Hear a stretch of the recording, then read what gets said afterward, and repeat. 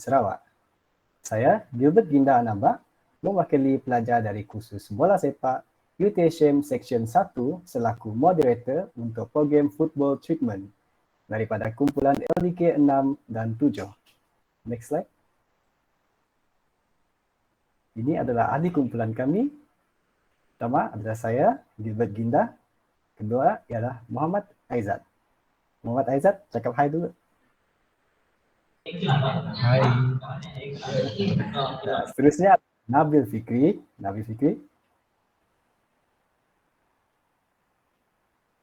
Okey, Nabil Fikri dia yang present ni. Okey, seterusnya adalah Muhammad Naifal. Naifal. Hai. Seterusnya adalah Nur Fafni. Hai. Seterusnya adalah Syed Amir. Hai. Muhammad Daniel. Hai. Justin Julai. Dan Julius Ephraim. Hello. Dengan ini, saya ingin mengucapkan terima kasih dan mengalu-alukan kehadiran tuan-tuan, puan-puan dan para peserta disayangi. Keizinnya dengan kita bersama-samalah memeriahkan majlis kita pada petang ini iaitu Football Treatment sebenar program UCE UTHM sesi 2021. Pada kesempatan ini, majlis ini mengucapkan selamat datang dan amat mengalu-alukan kehadiran sekalian di sini. Untuk maklumat hadiran, program Football Treatment telah menerima sebanyak 50 penyertaan tersenarai daripada Politeknik Kuching Sarawak. Mantap. Poliku sayangku. Okey, hadirin sekalian, sebelum ceramah dibuka, izinkan saya memperkenalkan sebuah sedikit mengenai latar belakang biodata di penceramah kita pada petang ini bagi program Football Treatment. Beliau menetap di Selangor dan beliau juga mempunyai kelulusan diploma dalam farmasi di Kolej Antarabangsa Teknologi Profesional Perlis pada tahun 2010 sehingga 2013. Kemudian menyambung pembelajaran di University of Cyberjaya dalam Bachelor in Physiotherapy pada tahun 2014 sehingga 2018. Kini beliau menjawat jawatan sebagai fisioterapi bola sepak untuk klub bola sepak PDRM FC bagi Liga Malaysia Division 2. Beliau sememangnya seorang yang aktif dan telah mendapat pelbagai anugerah serta sijil seperti anugerah atau sijil daripada Manchester United Football Club Sport Medical Conference Medical and Sport Science Challenge in Academic Football Certification Khusus Asas Pertolongan Cemas CPR, Certificate Bengkel Sukarelawan Perubatan B-Super, Certificate of Medical Seminar Farm dan pelbagai lagi. Jika ingin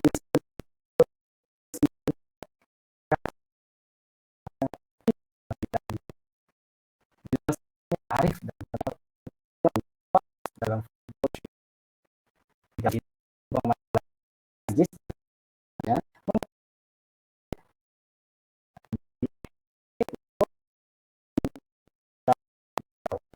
dengan persilakan. Okay, terima kasih pengerusi majlis. Bismillahirrahmanirrahim. Assalamualaikum warahmatullahi wabarakatuh. Boleh dengar saya tak? Kalau boleh, boleh chat dekat ruangan chat tu. Boleh dengar saya? Boleh. Boleh? Okay. Okay, so clear lah boleh dengar. Okay, pertama sekali saya nak ucapkan terima kasih kepada penyelaras program kerana menjemput saya untuk memberikan talk. Kira kita kongsi lah hari ni, okay? So untuk kursus kurikulum berkredit bola sepak seksyen 1 dengan tema Let's Kick the Ball. Kira slot hari ni kita akan bincangkan tentang kecederaan sukan dan juga cara rawatan. Okay, saya tak perlu kenalkan diri saya ke saya perlu kenalkan diri saya? Perlu kenalkan diri sendiri. Perlu kenalkan, tak perlu kenalkan sangat lah. Okay, boleh panggil saya Yana, Cik Yana. Okay, saya pegawai fizioterapi di PDRM Football Club dari tahun 2019 sehingga 2021. Sekarang saya bercuti. Saya buat short course fizioterapi di Turki. So sekarang saya berada di Turki. So sekarang saya baru bangun pagi lagi ni. Lepas tu saya nak minta maaf dulu kalau you ada dengar bising ke, bunyi anjing ke, tiba-tiba jiran saya sebelah ni, rumah kat sini, orang buka pintu pun boleh dengar. So saya minta maaf dulu lah kalau ada gangguan-gangguan bunyi. So far clear je kan? Okay je kan? Okay, so saudara, boleh ke saya beraksi di padang semula? Okay, yang ni kalau soalan saya tanya kepada pemain bola sepak profesional, saya kategorikan pemain bola sepak profesional ni adalah yang full time. Okay, yang full time. So kalau saya tanya mungkin diorang ada pendidikan dalam perubatan sukan. So diorang tahu. Macam untuk student, untuk yang main liga-liga di luar, macam contohnya liga-liga kecil, Liga Selangor ke, saya kelaskan anda semua adalah pemain amatur. So kurang tahu, betul? Ke tahu? Banyak tahu, boleh jawab dekat chat. So saya lebih suka two-way communication untuk kita punya perkongsian ni. Okay. So dalam perkongsian hari ni, saya nak share, boleh next slide? Okay, so at the end of perkongsian ni, saya nak you tahu definition of sports injury sendiri. Definition ni semua ceramah saya perkongsian hari ni mix tau, English and Malay, tapi mostly Malay lah. Cuma slide in English sebab saya ambil daripada jurnal. So tak ada masalah lah untuk you all sebagai student kan. Okay, so definition you kena tahu first. You kena faham apa tu definisi kecederaan sukan. Kemudian jenis-jenis kecederaan sukan, which is either sprain, strain, dislocation, fracture, stitch on site, low back pain, jumper's knee, runner's knee, shin splint, turf toe, slide cut. Biasa dengar tak tu? So lepas ni, at the end ni saya tak nak bila you cedera, you cakap dengan orang, you sakit urat. Tak nak. Lepas ni, saya nak dengar at the end ni you cakap dengan kawan you, aku ada sprain lah, aku ada strain. Tak nak cakap urat tu apa kan? Sebab most of us suka cakap urat tu apa kan? Ligament ke, muscle ke? So at the end ni you akan faham, you akan tahu. And then causes of sports injury. Apakah penyebab injury sukan ni? Dan rawatan awal kecederaan sukan dan rawatan susulan, yang ni saya masukkan juga sedikit tentang healing phase dan first aid principle. Kemudian pencegahan kecederaan sukan, which is including stretching, strengthening, strapping, KT tape, protection guard dan sedikit conclusion. So okay, kita boleh ke next slide. Okay, semua dah mengantuk ke? Belum kan? Okay. Okay, so definition of sports injury ni, so you boleh baca sendirilah, tapi saya ringkaskan. Sports injury ni adalah di mana bila you injured dalam bersukan, you aktif bersukan, kemudian you tak boleh join training, you tak boleh join match, dan kecederaan tu adalah 24 to 48 hours. Kalau you tengok journal ni, Magno 2010 dengan Black 2014, dia punya definition sama je. So apa yang you kena faham bila you injured dalam you bermain bola sepak ke, apa-apa you bersukan, you tak boleh teruskan dalam training ataupun you tak boleh teruskan dalam match, itu kita panggil kecederaan sukan. Simple. Okay, next. Alright, so yang pertama, jenis-jenis kecederaan sukan, sprain. Okay, ada yang mungkin yang biasa dengar, sprain ni dia related dengan ligament, yang mana ligament ni ada dekat lutut dan juga ankle. So macam you boleh tengok dekat dalam gambar, ligaments of the knee, kita ada ACL, biasa dengar kan? Tu you biasa dengar ACL, ligament dekat lutut. Tapi ada yang kurang tahu, kita ada 4 ligament dekat lutut. Kita ada PCL, posterior, belah belakang, and then lateral, sebelah tepi luar lutut, dan medial, sebelah dalam lutut. So biasanya orang akan kena ACL lah, bergantung kepada jenis injury. So yang ni kita panggil ligament, kita tak panggil urat apa, urat ke apa yang you panggil tak ada, so kita panggil ligament. And then yang biasa kena kecederaan sukan yang lain adalah di ankle. Okay, ankle biasalah, memang pemain bola sepak ni ankle sprain, tiba-tiba tengah-tengah main bola sepak, tersepak apa tak tahu, tersepak kawan ke kan, tersepak lubang, then dia bengkak. So yang bengkak tu kebiasaannya adalah ligamen, dan mungkin dia ada lain-lain jugalah, mungkin ada sendi problem, tapi itu dia memberi sign of ligament lah, memberi tanda ligament you ada problem. So macam ni you nak tahu you ada sprain ni? Sprain ni bila you sakit, ada swelling, bengkak, and then ada bruising, kebiruan, dan of course you tak boleh nak move you punya ankle, you punya ni. Sebelum ni lutut you boleh bengkok kan, tapi bila you dapat injury ni, you rasa restrict, you rasa keras nak bengkok lutut tu. And then ankle pun sama, you nak move ankle pun susah, you nak buat circulation of ankle pun susah. Alright, so you kena bear in mind sprains adalah ligament. Yang mana ligament terletak dekat lutut, dekat ankle. Alright, okay, so next. Okay, strains. Sama je, yang bezanya P dan T. Tapi dia macam you dengar strain, sama tapi sebenarnya berbeza. Kadang-kadang confuse kalau student physio sendiri pun, first year of course dia confuse apa strain, apa sprain, apatah lagi kita orang biasa ni kan nak faham. Alright, so strain ni adalah muscle injury yang related dengan muscle ataupun tendon. So tendon ni, you nak tahu tendon ni apa? Tendon ni yang bila you makan ayam yang colour putih tu, yang you senang gigit tu. Tu tendon, samalah juga macam dekat anatomi manusia ni. Okay, and then muscle yang fiber yang besar lah, macam quadricep you biasa dengar, hamstring, gastrocnemius dekat calf, semua tu muscle. So strain ni dia berkaitan dengan muscle dan juga tendon. So macam mana you boleh dapat, kalau saya nak bagi tahu players kan, apa tu strain, ataupun saya nak bagi tahu orang biasa strain ni apa. Strain ni bila you rasa otot you, sebagai contoh kat quadricep, bila you rasa dekat otot you tu rasa tegang sangat ataupun you rasa pedih. First, dia ada grading tau, strain ni. Grade 1, grade 2, grade 3. Okay, so grade 1 ni biasa you akan rasa pulling, rasa tight sangat, dia rasa tarik, rasa tegang, rasa macam nak koyak tapi tak koyak kan, rasa benda yang you try tarik getah so tu dia tegang, kita panggil dia strain grade 1. You overstretch the muscle. Itu adalah sign. Okay, itu adalah tanda supaya you berhati-hati bila you nak teruskan aktiviti. Contoh, bila you dah rasa dah overstretch tu, kalau you push dekat dalam padang, you burst, ada movement yang salah, once you burst, you ada movement yang salah, itu akan menyebabkan koyak. Koyak grade 2, grade 3. Dia koyak ni you akan rasa pedih, memang movement you akan terganggu. Okay, so yang ada gambar dekat bawah tu, tengok grade 1, grade 2, grade 3, tak nampak sangat tapi itulah contoh dia. Okay, yang mana simptom dia, you akan rasa sakit, you akan rasa muscle spasm which is tegang, dan you akan a loss of strength in the muscle. Maksudnya contoh kaki kanan you ada injured dan kaki kiri kan, so kaki kanan you ni tak rasa kuat sama macam dengan kaki kiri.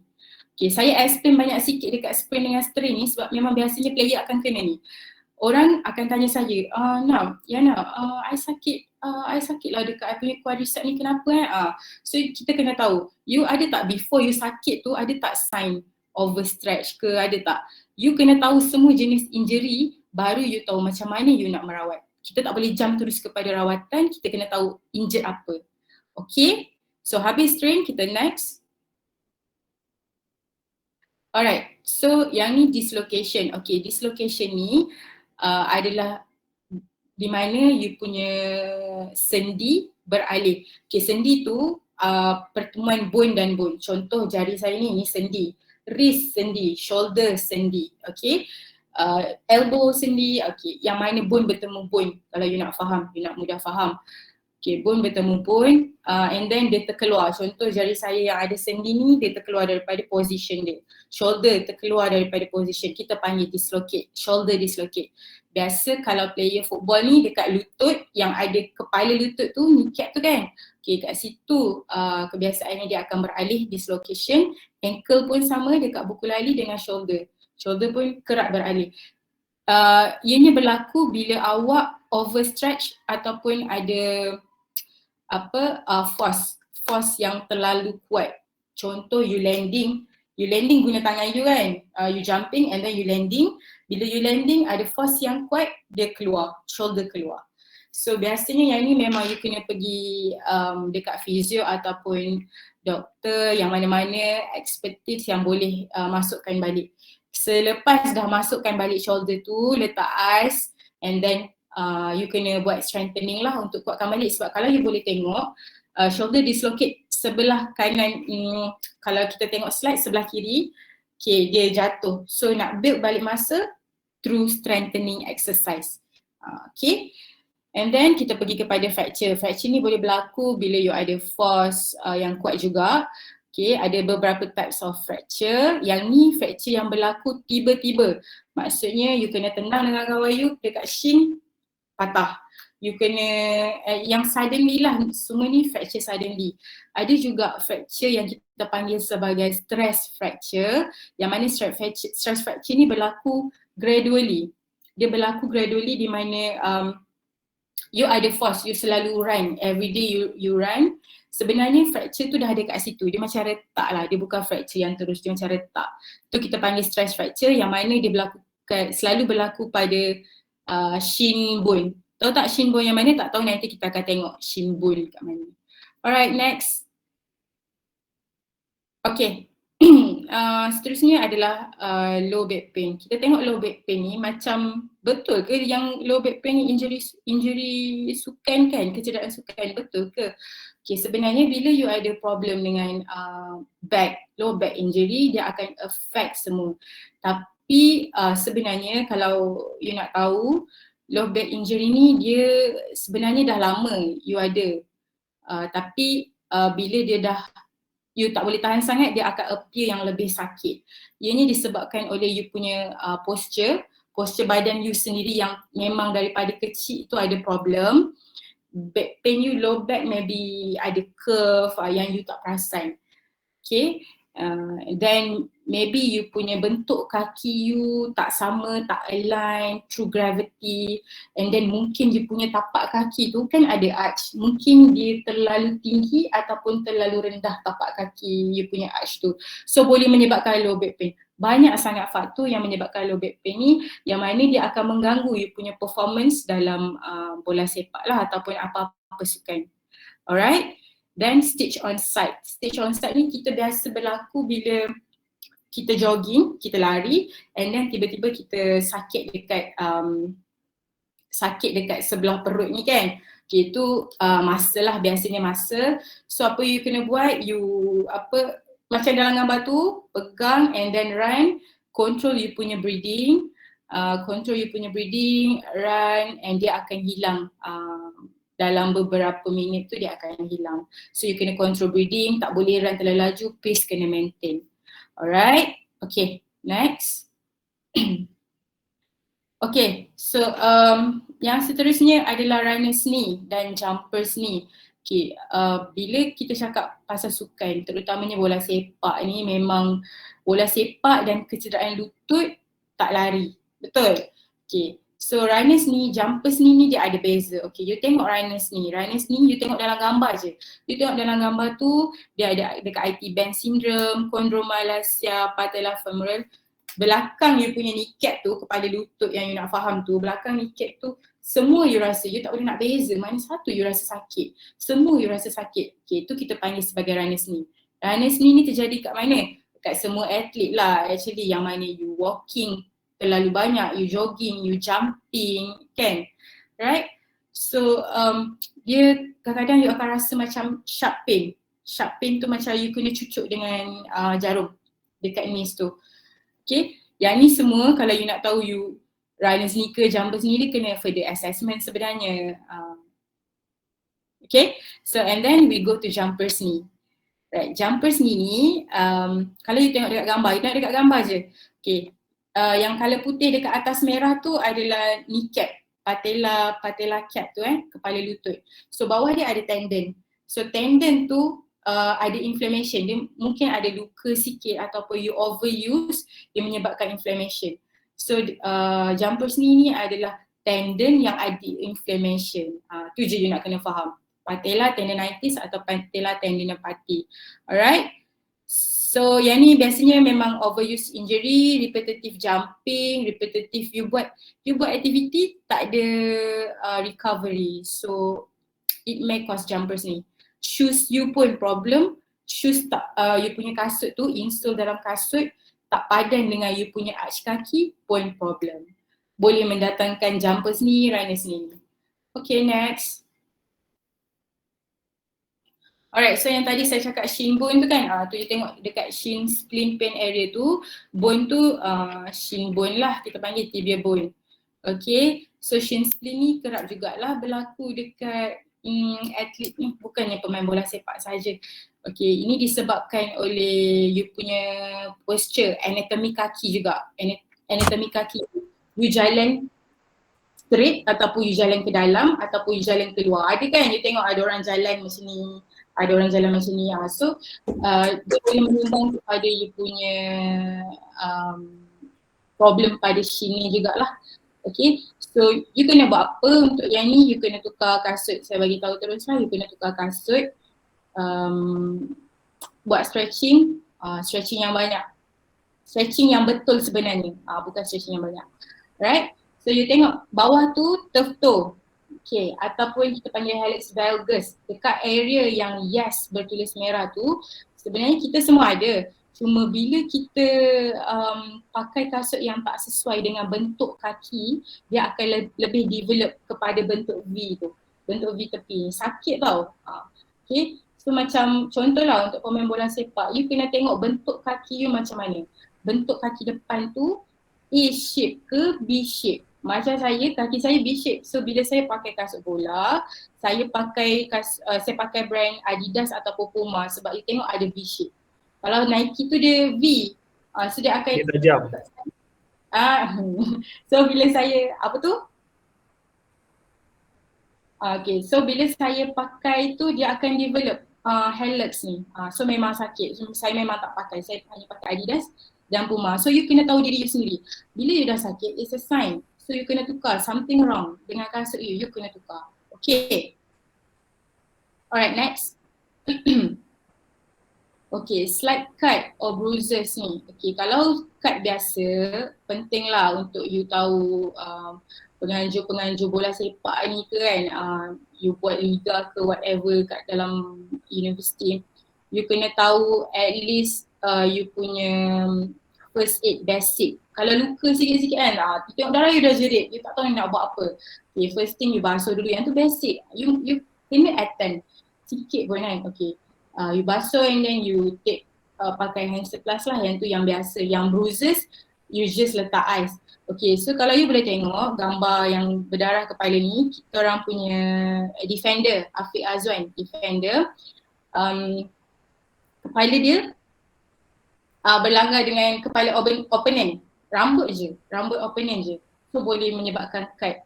Okay, so yang ni kita dah try cuci, kita tunggu macam mana, still bleeding, koyak dia agak besar. So saya discuss dengan doktor, kita kena either kita jahit atau kita gam lah sebab esoknya kita nak fly.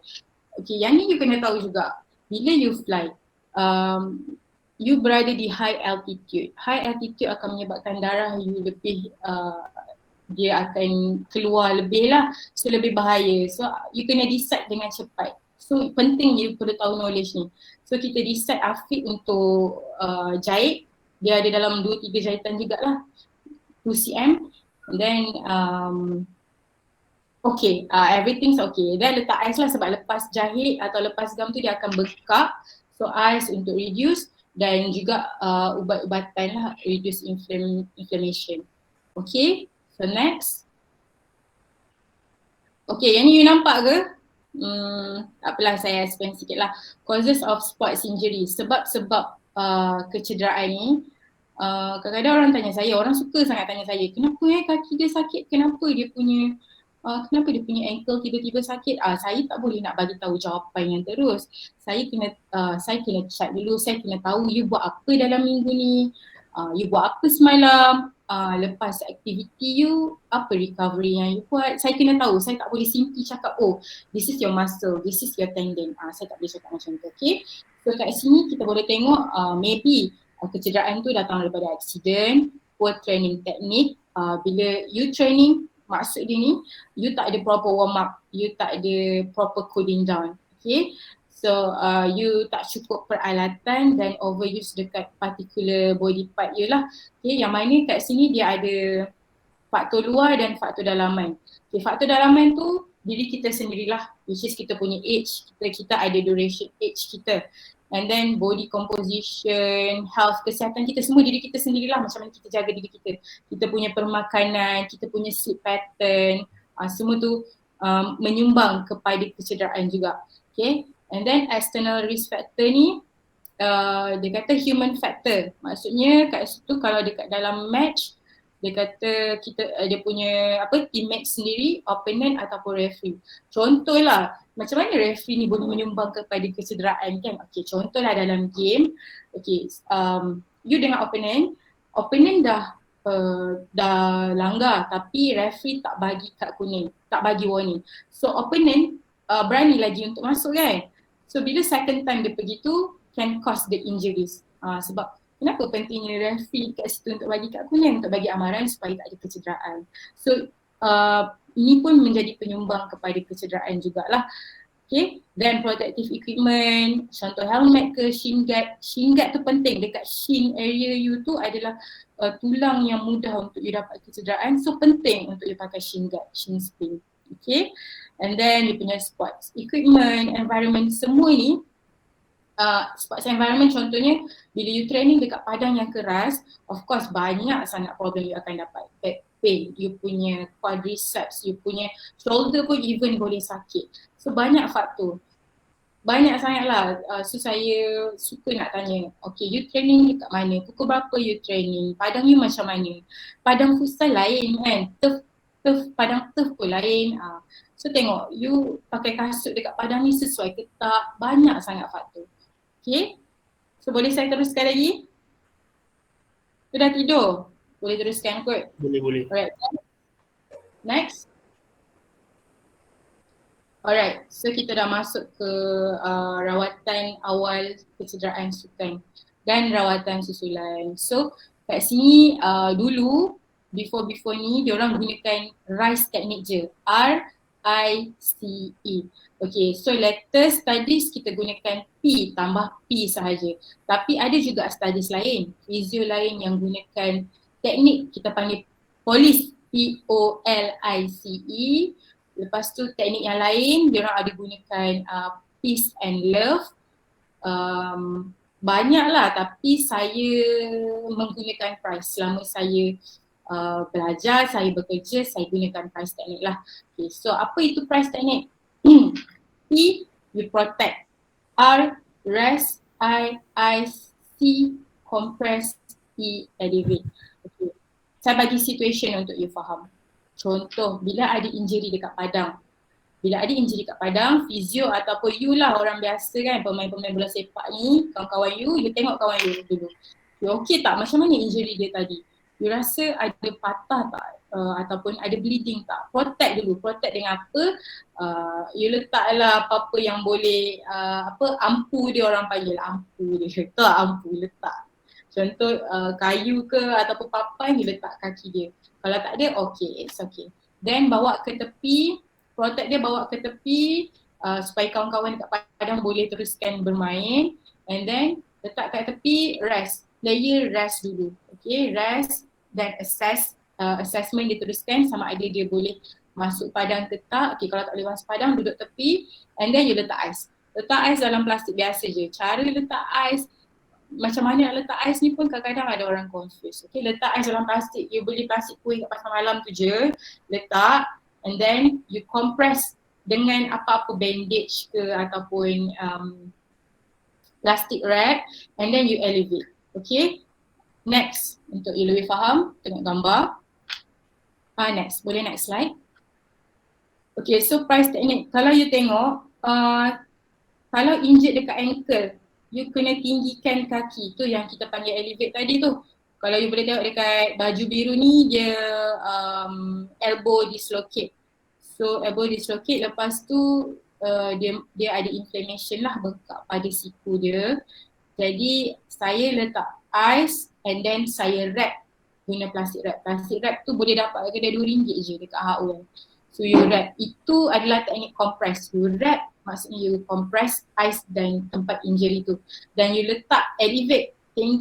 Elevate ni maksudnya tinggi daripada paras jantung. So dia letak atas air, letak atas bola. Apa sahaja yang ada kat padang masa tu saya letak untuk dia tinggi daripada paras jantung. Sama juga dengan gambar sebelah, ankle tu lepas saya wrap dia akan baring dan letak kaki dekat atas kerusi.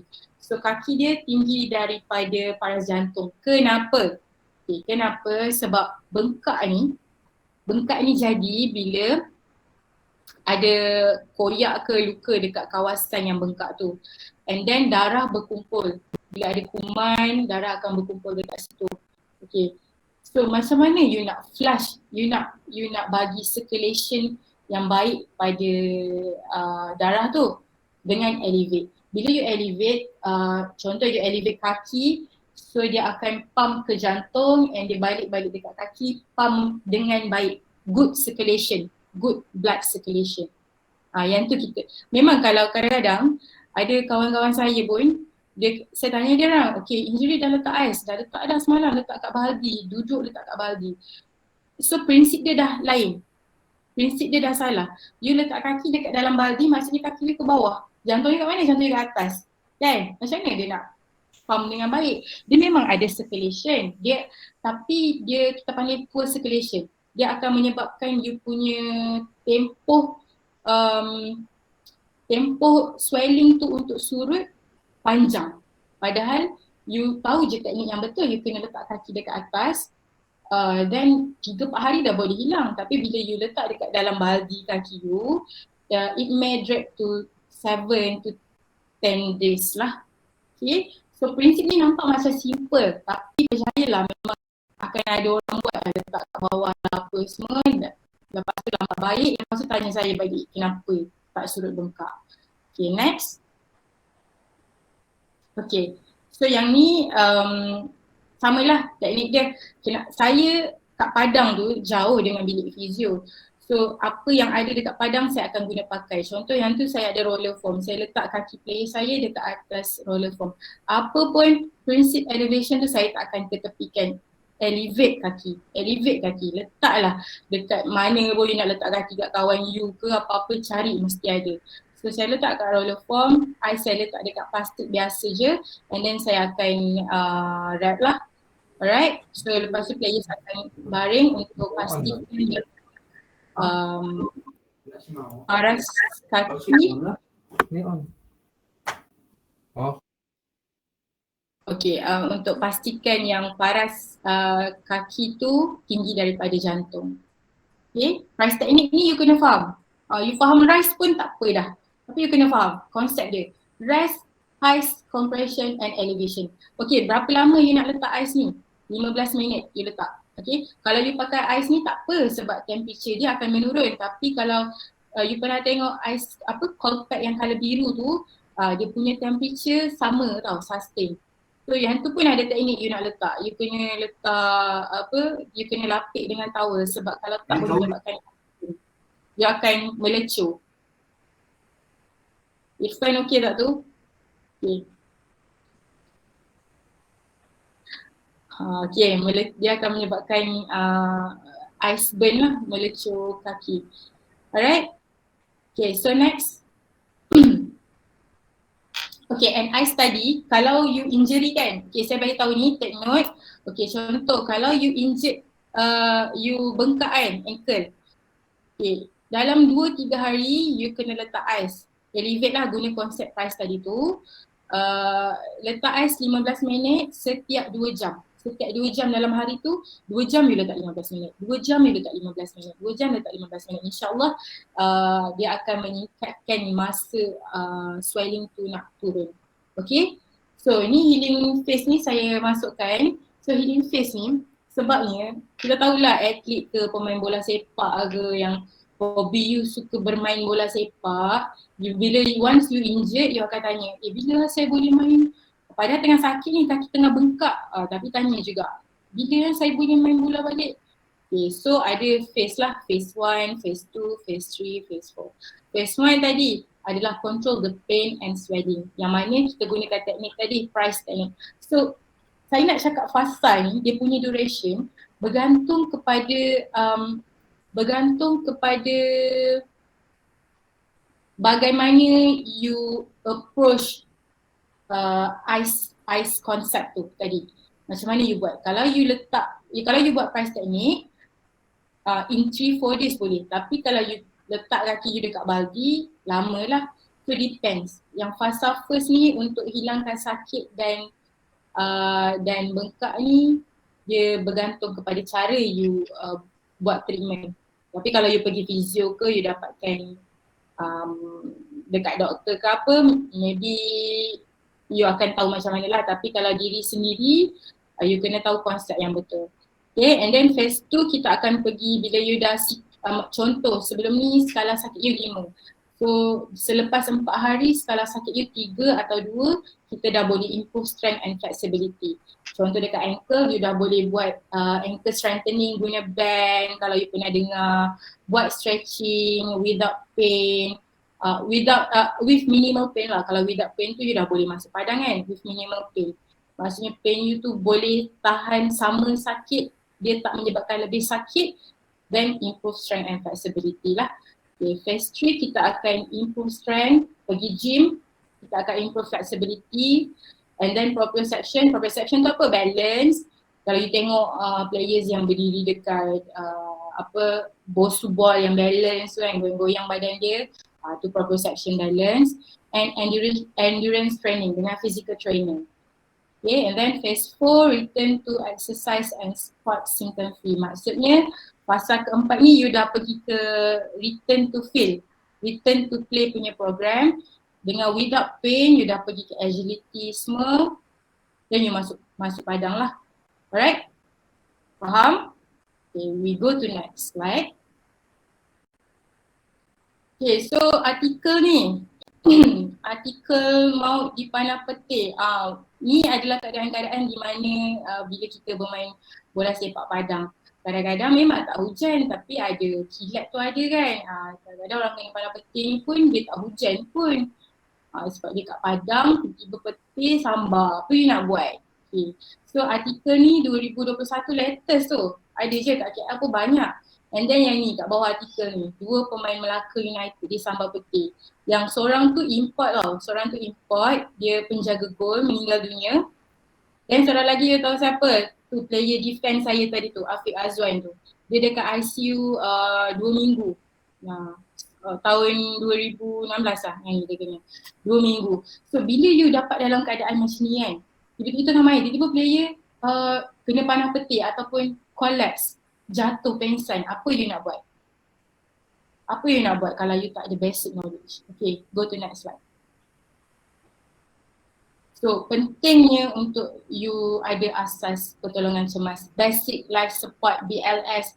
Penting you penganjur ke coach ataupun pemilik kelab ke apa, you kena ajar you punya players, you kena ajar you punya staff, you kena ajar sesiapa sahaja yang ada dalam dekat sekitar you lah. Ini tak semestinya berlaku dalam bola sepak, kat mana-mana pun you boleh berlaku. You pergi shopping, tiba-tiba you tengok orang pengsan.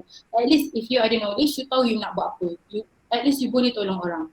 Okay, so macam dekat dalam gambar yang atas tu, saya start untuk ajar players. Saya bagi awareness dekat players. Macam mana you nak buat CPR, macam mana you nak gunakan AED. AED you tahu apa? AED tu yang lekat kat jantung yang bagi elektrik tu. Yang tu AED. So saya ajar player saya ajar staff dekat PDRMFC. Even saya ada educate kat luar, saya nak bagi tahu even you tak dapat sijil, tapi sebab kalau you nak dapat sijil you kena attend course lain. Okay, so yang ni basic, you tahu apa you nak buat. So first you tengok kita punya prinsip DRS ABCD, you nak kena ingat. So saya bagi situation players tiba-tiba pengsan. Okay, so pengsan, seorang pergi, you pastikan keadaan kat situ okey, tak bahaya maksudnya tak ada air bertakung ke, tak ada air bertakung yang boleh menyebabkan renjatan elektrik ke apa-apa semua kan.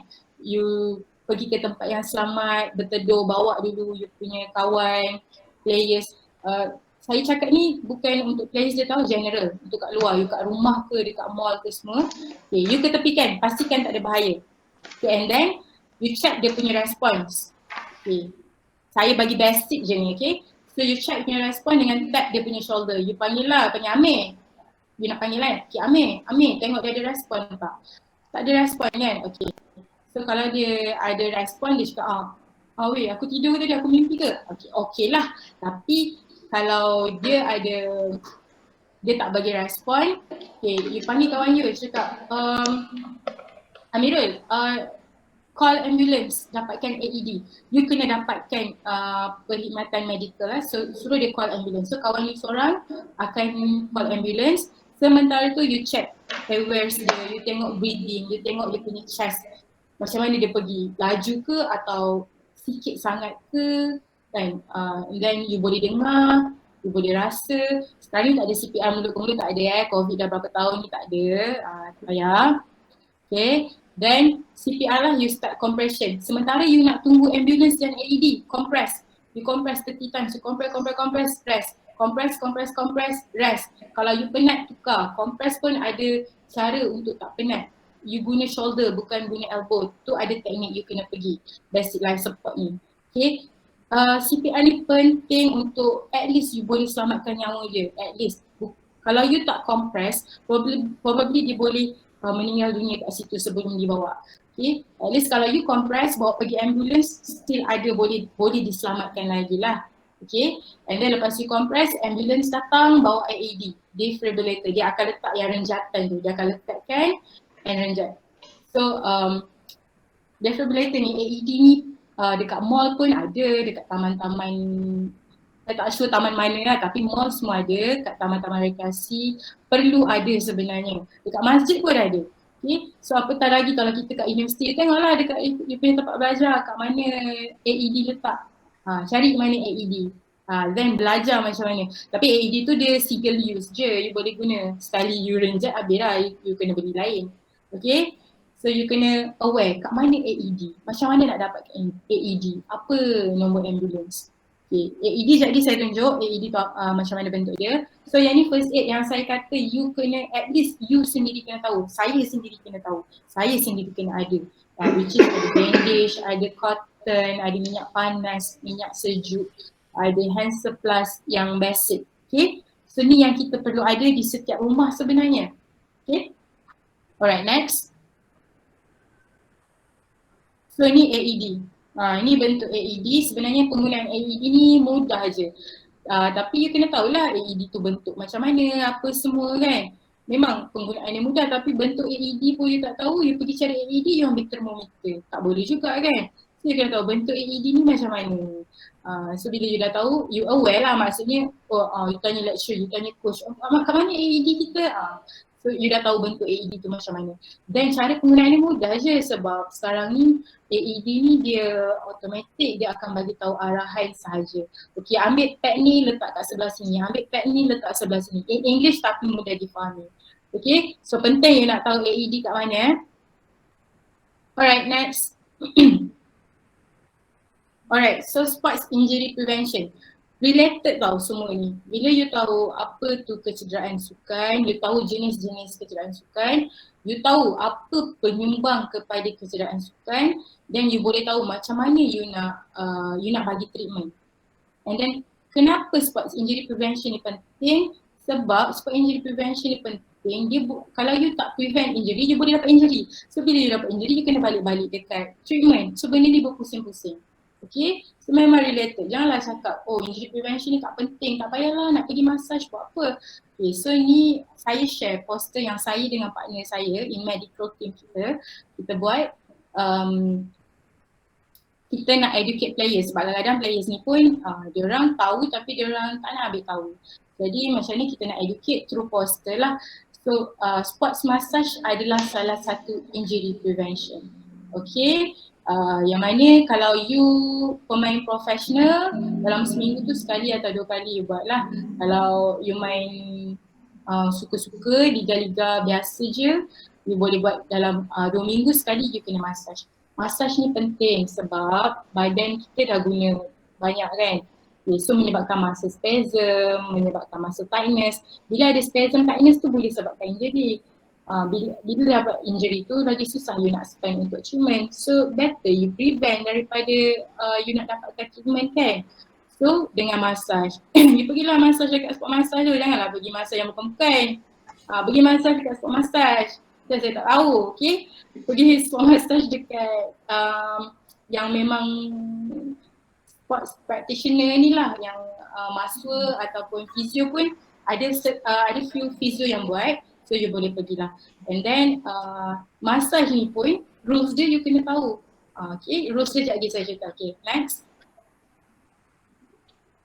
Okay, so yang ni masih MCO, kita kat rumah kan, so kita nak remind players apa yang diorang kena buat. Kita memang physical trainer akan bagi exercise.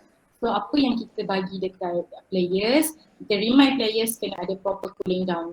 Okay, you drink sufficient mineral water at least 1.5 liter. And then you punya makanan, protein, okay, you boleh ambil daripada. You cakap, okay, tak ada duit lah nak beli protein kan. Apa pula makan ayam tu protein kan, ikan protein. Minum Starbucks boleh, takkanlah makan ikan tak boleh, makan ayam tak boleh kan. Tak ada alasan. You nak cakap you nak beli protein tu mahal, whey mahal kan. Whey recovery bukan mass. Mass untuk gain masa, whey untuk recovery. Okay.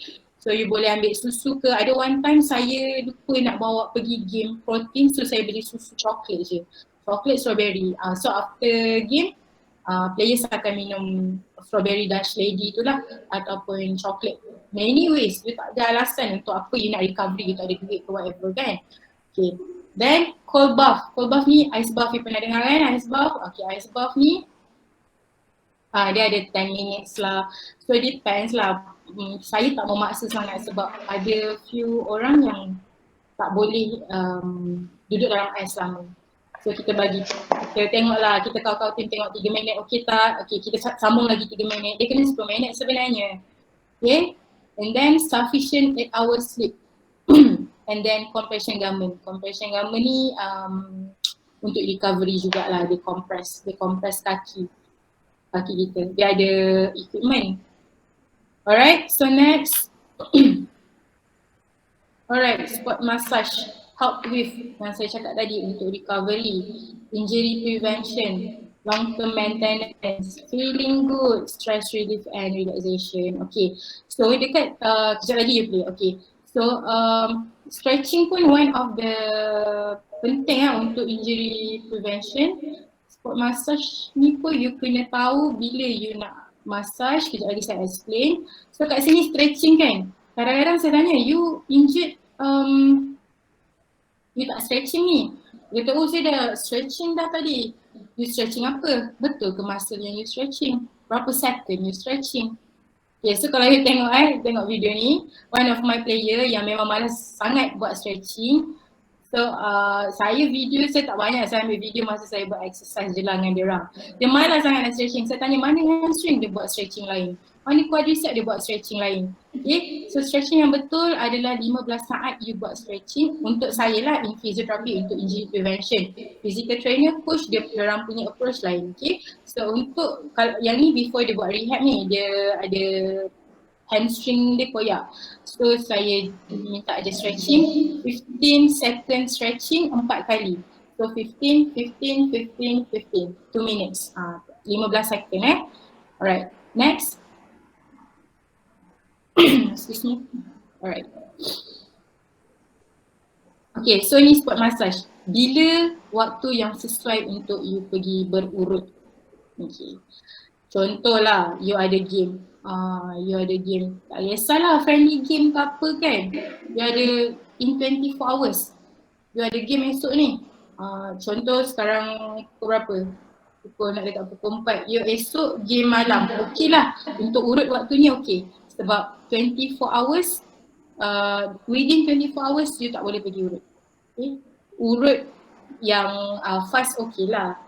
Okay. You boleh pula within 24 hours tu you pergi massage, banyak duit kan, you pergi massage, masa tu you main lemau. Lepas tu you tanya kenapa Sailor Moon ni cuaca ni kan. Padahal you tak tahu apa dia. Okay. Bila you pergi massage, saya beritahu okay, bila you massage, kita tahu massage tu untuk recovery dan relaxation kan. So bila you massage, of course you akan relax. In 24 hours tu, you relax, maksudnya ada lactic acid, kita panggil lactic acid dia akan keluar. So you menyebabkan you relax. Okay, menyebabkan you rasa letih. So macam mana nak flush out lactic acid tu? Dengan minum mineral water. Minum mineral water, you kencing, you pergi toilet, dia akan flush out lactic acid tu. Tapi ambil masa lah 24 jam. So dalam masa 24 jam tu badan you akan lemau. Tapi dalam masa 24 jam tu you kena buat lah, you kena minum air, you kena rehat yang cukup. So bila you nak main bola esok ada friendly lah, ada apa, badan you of course akan lemau. Alright? And then sama juga, yang ni before, kalau lepas tak ada masalah. Lepas game, you nak massage tak ada masalah. Kalau contoh yang pre-match, maksudnya 30 minit before you game tu boleh juga massage. Fast massage je. Untuk wake up the muscle. Yang tu pun kena professional lah yang buat. Kalau you biasa-biasa buat, I tak tahulah you knowledge you macam mana apa semua kan. So, macam saya akan massage player dekat betis lah, especially dekat quadricep hamstring untuk wake up the muscle je. So, sebelum diorang pergi warm up, sebelum diorang pergi stretching. Alright, okay, next. Okay, wait. Saya nak remind, okay, you kena tahu bila you punya waktu training ke ataupun waktu match, adakah you kena tengok dia punya cuaca. Cuaca pun menyumbang kepada kecederaan, betul? Okay. Sebab yang kalau kita tengok dekat extrinsic factor tadi tu, environmental factor. Contoh bila you bermain di waktu panas pukul 3 game you. Bila pukul 3 game, of course lah peluh keluar banyak kan. Bila peluh keluar banyak, garam keluar banyak, menyebabkan kita senang kena cramping masa. Okay. So apa yang nak buat? You dah prepare lah. You tahu, okay, esok you ada game petang. Maybe you akan cramp. So apa you kena buat? Hari ni you load dengan tembikai, makanan-makanan yang boleh hydrate lah. Hydrate balik. You ambil ORS. Tahu tak ORS? Oral rehydrate salt. Yang colour orange ada, colour biru ada. So you ambil yang tu and then minum air yang cukup before you pergi ke padang esok. Pukul 3 tu. So you dah tahu. Waktu ni you kena tahu juga sebab bila sejuk sangat pun you akan cramp. Bila sejuk sangat you punya chest susah nak kembang, you susah nak breathing. Apa you nak buat? So you kena prepare lah with those things. Alright? Okay, so ni prevention juga. Contoh knee rigid tape protection. Okay, ni physio Kide, dia dengan selangor tu dah 12 tahun. So dia dengan selangor yang first, so super tu kan. So sekarang dia physio sendiri. Ni rigid tape pun ada teknik. As long as you pergilah belajar sekali macam mana nak buat, then you tahu buat, you apply, kalau okay then okay lah. Alright, so next. Okay, yang ni pun kalau saya buat player, saya suka record sendiri. Nanti player cakap saya shock sendiri, suka record kan. Tapi saya suka share. So you tengok saya strapping, you can play this one. Kita panggil yang ni ankle strapping. Okay, ankle strapping ni dia ada banyak teknik. Macam saya guna figure of 8 teknik. Figure of 8 teknik ni kita protect buku lali luar dan buku lali dalam. So dia akan, figure of 8 tu dia akan bagi shape 3 segi yang protect you punya ankle, buku lali tu daripada bergerak.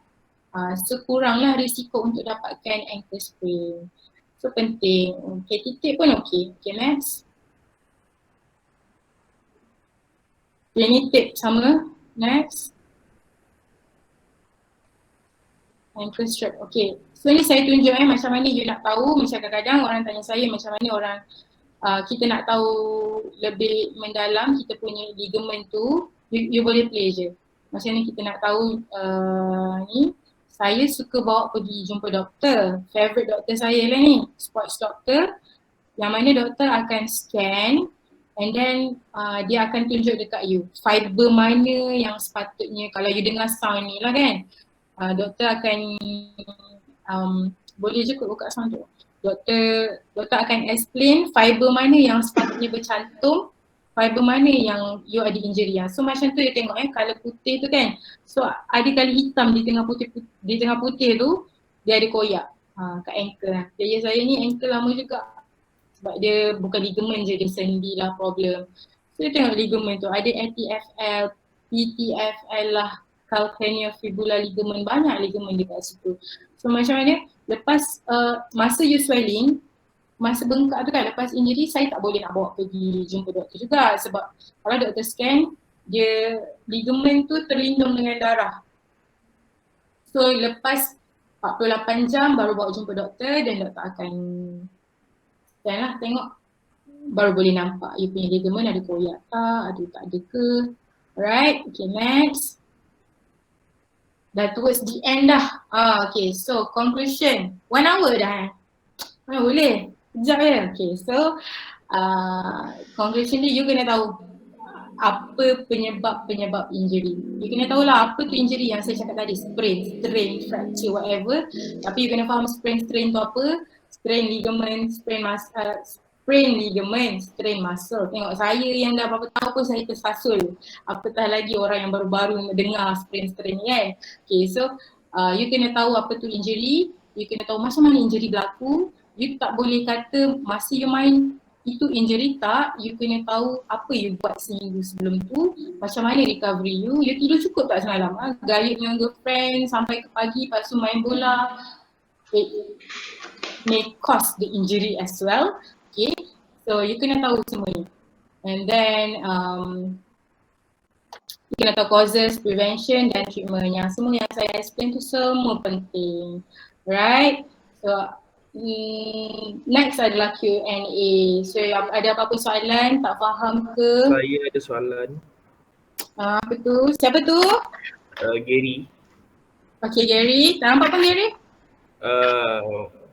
Kalau macam kita ada injury kan, macam kita dari kita perlu berhenti, macam kita boleh ke buat senaman ringan like macam stretching sikit-sikit ataupun jogging boleh ke kalau ada injury? Okay, injury apa? Saya ada shin splint. You mesti tengah injury kan? Shin splint dah berapa lama? Sebab bila macam ini saya baru perasan, sebab bila saya jogging saya akan rasa sakit bahagian betis di belah kanan. You stretching tak? Berapa second you stretching? Stretching betul tak? Tak tahu. Okay, first you kena tahu you punya nak stretching lah. Bahagian sakit, okay, you dah tahu shin sakit kan? Okay, so sekarang ni senang. So you YouTube je macam mana nak stretch shin area kan. So you stretching macam saya cakap tadi 15 second 4 kali you stretch untuk rehab ni. Okay, and then you letak ice untuk kurangkan sakit atau you boleh ambil ubat anti-inflammatory kalau terlampau sakit. Okay, you macam you tanya tadi boleh jogging ke tak? Saya tak sarankan sebab bila you jogging, you letak force dekat you punya berat badan you akan turun dekat you punya shin dan menyebabkan lebih sakit. So apa you boleh buat? Betul tekanan. So dalam tempoh ni you boleh je stretching, you boleh cycling kan, cycling yang tak letak berat badan you boleh swimming, you boleh jogging dekat dalam swimming pool yang tak letak beban. Tapi at the same time, itu untuk kekalkan you punya endurance. Untuk kekalkan you punya endurance supaya lepas ni you dah rehat, kalau you nak run balik you tak penat. Tapi untuk strengthening tu, untuk stretch you kena buat stretching, you kena buat treatment, kena massage juga area tu sebenarnya. And then you kena tukar kasut. Bukanlah kasut, insole dalam kasut. Tapak kaki you macam mana? Tapak kaki ada curve banyak tak? So tukar. So buat benda-benda ni dulu, bila you reduce pain, you boleh brisk walk dulu, jalan laju dulu, and then gradually increase your pace. Pace tu bagilah pace 9 dulu, janganlah terus pace 6, pace 5. Then baru sampai pace 6 ke pace 7 je? Lepas tu you bolehlah naikkan pace you. Tapi saya sarankan if you in pain, hari ni baru first day pain, janganlah pergi trigger lagi sakit tu. Memanglah kadang-kadang bila you jogging you rasa macam tak sakit, tapi lepas tu you rehat you akan sakit. You tidur you sakit, you bangun tidur you sakit kan. So jangan, bila kita sakit, kita jangan buat aktiviti yang trigger dia lagi sakit. Kita treat dia dulu and then kita bagi strengthening. Kena atur strategi lah, rujuk pada orang yang betul. Okay, Gary, menjawab tak? Okay. Alright. Next, ada soalan. Okay, Julius tanya untuk treatment yang price tu, adakah dia boleh di-apply kepada sukan yang lain? Boleh. Adakah konsep diskaun sama? Semua sama. Guna price apa-apa sukan. Bukan bola sepak je. Even you terjatuh dekat rumah, mak you jatuh pun you guna price teknik. Apa-apa kecederaan, bukan sports injury saja. Okay? Adik you terantuk dekat dinding ke dekat katil, lebam kepala, letak. Tapi you nak letak macam mana? Dia memang dah atas daripada jantung kan? Tak apalah, you tuam. Okay. Menjawab Julius? Alright. So next. Ada soalan, adakah IT band injury tu kesilapan kita sendiri sewaktu bersukan? Ya, sebab IT band tu kebanyakannya adalah kita overstretch ataupun overstretch lah, biasanya overstretch, kita tak stretching dengan betul and then kita tak dapatkan recovery, kita tak release. You tahu tak, IT band ni memang dia sakit lah, movement, you punya anatomy, movement you berjalan tu menyebabkan IT band injury ni. You punya kedudukan kaki tu, position anatomy yang you tak perasan tu sebenarnya menyumbang kepada IT. Justin, sejak Aiman dulu, menyumbang kepada injury ni. Apa you boleh buat Aiman untuk IT band injury ni? You tahu roller foam tak? Yang saya letak ice tadi dekat player saya tu, kat kaki dia roller foam tu. Okay, kalau tak ada orang nak urut you pakailah roller foam tu. Gelek lah, ataupun guna bola golf. Boleh bola golf. You boleh letak dekat you punya IT band and then gelekkan. Ataupun tennis ball pun boleh. Okay Aiman, and then Justin. Macam mana nak reduce cramp pain on the spot? On the spot you kena stretching je, tapi even you stretch, you akan rasa juga sakit tu. Macam simpul biawak lah kan, cramp ni kan. You akan even lepas 5 minit you akan sakit. You stretching tu you akan rasa lenguh kaki tu. Rasanya player saya kalau cramp, saya bagi dia masuk sekejap je and saya cakap dengan coach, dia akan mengadu lagi sakit lepas ni, so dia tak boleh continue, readykan players lain. Ataupun kalau saya dah nampak dekat bench tu dia cramp, saya akan cakap dengan coach prepare player lain untuk gantikan dia. Sebab biasanya lepas you cramp, masa dekat dalam padang, chances untuk you perform dengan baik tu kurang lah. You tak boleh perform dengan baik selepas you cramp dekat padang. Alright. Ya, ada lagi soalan? Cik Anna, saya ada soalan. Kalau orang dislocate dia punya shoulder lah, for example, nanti dia akan senang untuk dislocate lah next time kalau walaupun kita dah tak balik. Mudah kalau you tak buat strength. Senang sebab kalau contoh shoulder dislocate ni, kita ada ligament juga yang pegang. Okay, so bila dislocate, yang pegang tu dah koyak. So bila dah koyak, you buat strength, you kena prevent untuk jadi lagi dengan buat strength. Okay, ataupun biasanya doktor akan suggest untuk operation lah, untuk sambung balik. Lepas operation pun you kena buat strength, tapi untuk dapat balik tu memang mudah. Tapi lepas dah dapat dah second time, third time tu kan, you keluar bahu you dah tahu masukkan sendiri dah macam mana. Biasanya semua macam tu. Dah keluar yang tengah-tengah game dia masukkan balik.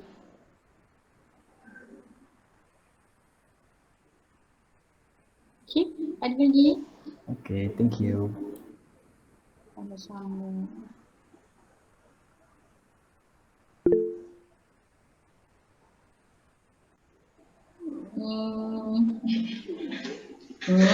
Okey.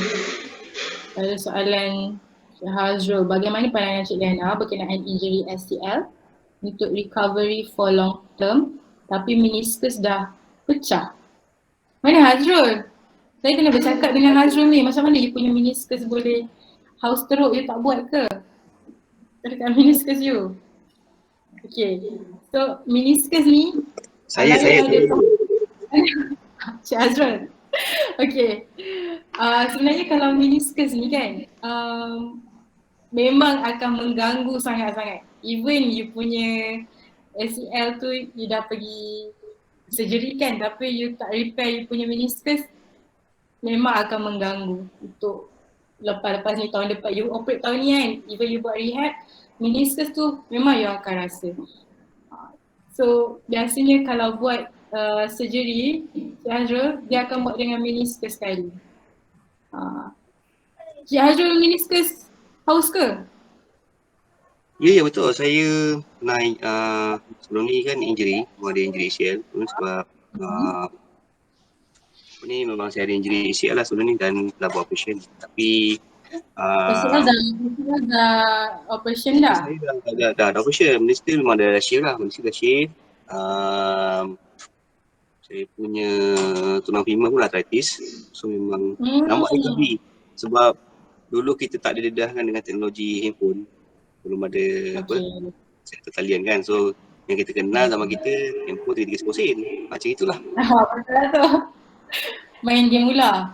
Okay. Ya betul. Okay, so memang meniscus ni kita boleh maintain dengan buat strengthening exercise. Kita kena strengthen balik kita punya quadricep, kita punya hamstring. Tapi untuk hilang rasa sakit 100% tu memang akan ada. Akan rasa ngilu, akan rasa lock kan. Tiba-tiba jalan terlock kaki kan. Memang akan rasa yang tu kalau tak repair meniscus. Even kalau lepas repair, kalau tak buat strength akan rasa sakit. Okay, Cik Azrul buat rehab tak untuk ACL tu dulu? Buat tapi kurang lah. Betul tak? Sudah apa bulan So memang dia kena continue lah untuk buatkan otot ni. Hamstring. Pertanyaan saya, bagus tak kalau kita masuk gel dengan PRP combine tu, in one, gel dengan PRP. Maknanya mungkin dalam every year kan kita take gel dengan PRP, bagus tak untuk kita punya recovery tu? Every year, bagus je sebenarnya gel dengan PRP ni tak ada masalah pun. Dia bukan macam steroid ke apa. So gel PRP kalau saya buat untuk player saya pun saya bagi gel dengan PRP juga.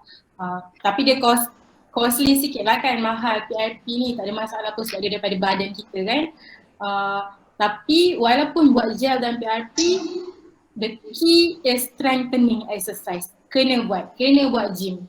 Inject lah macam mana pun, tapi kalau strengthening tak buat, no point. Okay? Okay, terima kasih. Boleh? Terima kasih. Puan diberikan. Alright. Sama. Ada lagi tak soalan?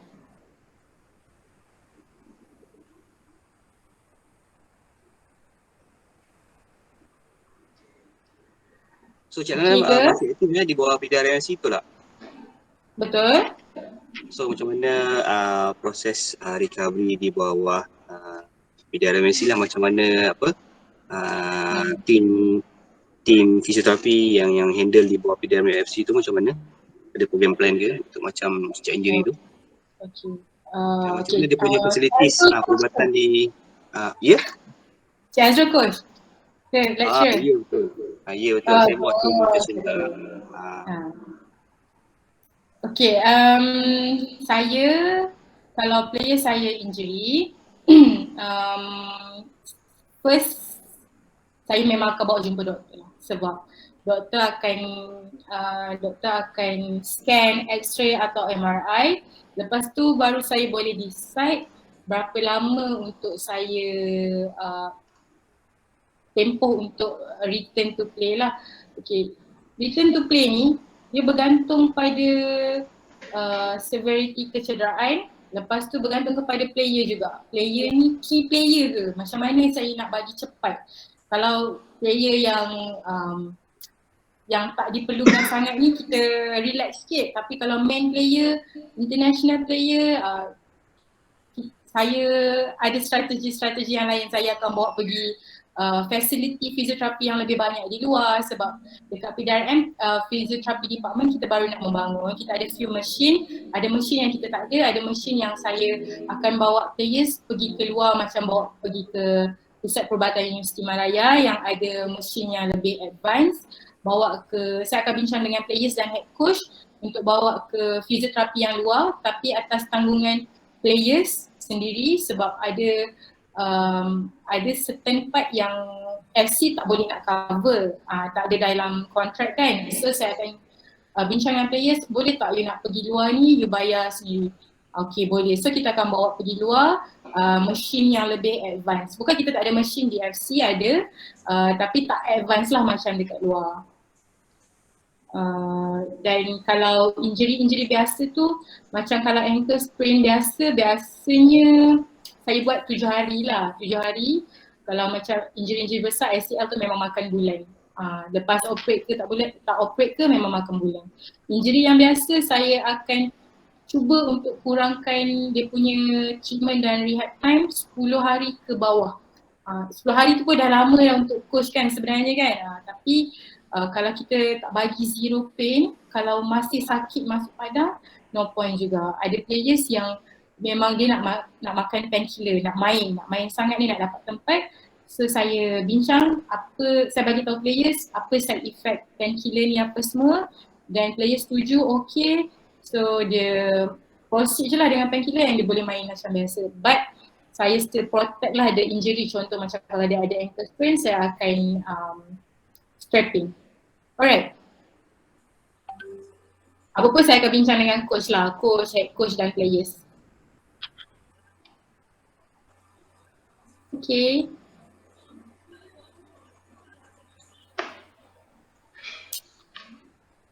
Ada soalan lagi? Malu ke nak tanya? Malu boleh type. Okay, Aizat. Okay, saya ada soalan. Way support untuk injury recovery tak? Atau ini hanya untuk masa recovery? Masa recovery sahaja. Way tu untuk masa recovery. Untuk injury tak ada. Tapi kalau you ada injury kan, you buat gym. So you buat gym, you kena ambil lah. Janganlah you cakap, oh you ada injured. So Cik Ana cakap tak payah ambil whey protein sebab tak cover for injury. Tapi you pergi gym ni, you dah pergi gym, you minum lah untuk masa recovery. Walaupun dia tak membantu untuk injury, untuk prevent injury. Okay? Okay.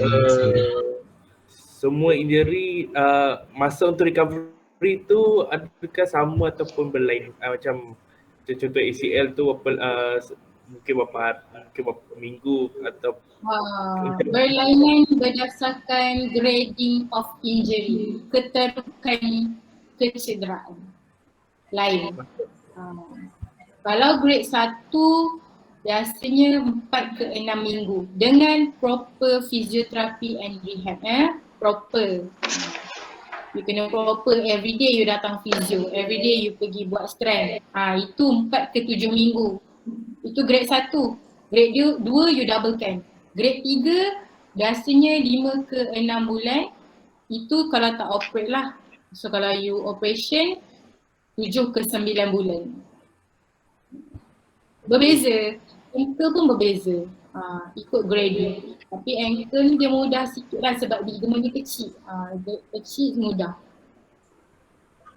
Kalau macam bahagian otot tu pun sama juga, tak lama kan? Bahagian otot tengok dia punya koyak tu besar mana. Kalau you ada overstretch je kan, macam you rasa tegang, itu 7 hari. 7 ke 10 hari. Tapi saya bagi tempoh ni, saya bagi tempoh kecederaan untuk baik ni, physio tau hari-hari. Kalau you tak buat physio, dia akan double sikit lah. Mungkin double atau triple. Oh macam shin splint tu pun sama jugalah dalam 7 hari. You terganggu sangat kan dengan shin splint tu? Tak, takut sangat sebab sebelum ni Sakit kan? dia tak, dia macam dia sakit bila saya macam buat senaman. Itu je. Kalau Sebab tu lah you kena stretching betul-betul. Stretching tak? Saya rasa tak stretching. Ataupun kalau you stretching pun, you tak tarik betul-betul. You tak hold berapa second yang perlu. Kalau you sakit kan, you support dengan ni, you bandage dekat you punya shin tu juga masa buat aktiviti. Ataupun you pakai, you tahu shin guard, orang selalu pakai kat lutut kan, knee guard kan, kat shin pun ada. Bukan yang shin guard depan tu tau, yang shin yang sarung. Bagi dia compress, bagi dia ketat. Dekat minyak panas, tapi kan dia juga pergi urut sikit, pergi release, muscle release kat situ sebab dia tengah tight. Muscle release, you kena buat stretching, you buat exercise sikit. Boleh, Gary kan? Siapa tanya tu? Gary kan? okey, faham. Gary kalau ni DM je saya bagi link exercise, okay? Alright. Okay. Ada lagi? Cik Ana, saya ada satu lagi soalan. Macam kalau kan saya selalu main badminton.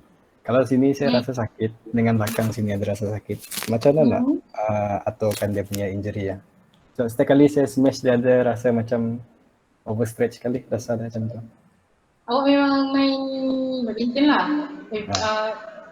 Bukan main bola sepak lah, main badminton lah. Main bola sepak tapi badminton juga. Main badminton kan? Ya, bola sepak tak dapat main sekarang. Stretching tak? Okay. Stretching. Tapi just kalau macam kita smash kuat, dia akan rasa tendon sini rasa sakit. Dengan belakang sini juga rasa sakit. Yang tu kadang-kadang you kena buat strengthening. You buat strengthening tak shoulder? Buat? Buat apa? Ni. Strengthening macam mana?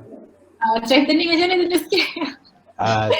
Muscle up betul kah? Muscle up, pull up, push up, lepas tu yang dari belakang tu juga deep.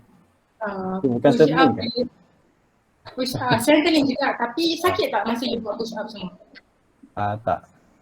Okay, tak sakit tak apa.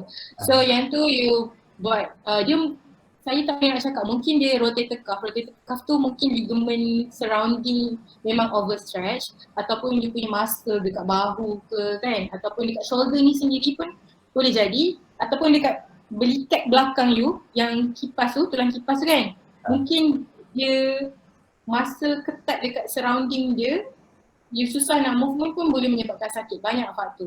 So apa you boleh buat, sama pakai je bola itu, bola golf ke bola tenis kan. You baring dekat bola tu, bagi massage, tak ada orang nak massage kan, pakailah bola tu. And then, you dah tahu you sakit, you pakai KT tape. KT tape? Oh yang tarik tu kan? Yang tape tu. Kalau saya pakai yang muscle punya tightener tu apa? Yang sleeve, yang compressor sleeve. Dia tak support antara ni. Kalau you ada yang di dekat chest tu okey lah. Dia kena support antara ni dengan yang ni. Jadi kat sini dengan area sini dia kena bersambung. So kalau tape, saya akan tape daripada sini pergi sini, and then you area sampai belakang, sini tarik pergi sini, belakang tarik pergi belakang. Dia akan protect whole you punya sendi ni. Okay. Thank you. Nanti Lepas saya cuba lah. Lepas tu you ice lah, lepas tu ice. Memang akan sakit Alright. So saya buka lagi 3 soalan lah, boleh? 3 soalan lagi. Anyone yang nak tanya?